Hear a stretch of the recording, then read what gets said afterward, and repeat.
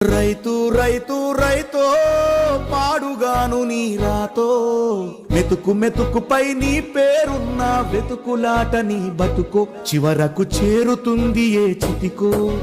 రైతు రైతు రైతో పాడుగాను నీ రాతో మెతుకు మెతుకుపై నీ పేరున్న వెతుకులాట నీ బతుకో చివరకు చేరుతుంది ఏ చితికో.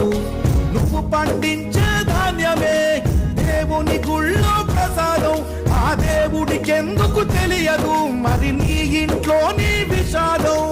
కళ్ళ కత్తుకొని తింటారు నీ కన్నీళ్ళెవరు పాపరు.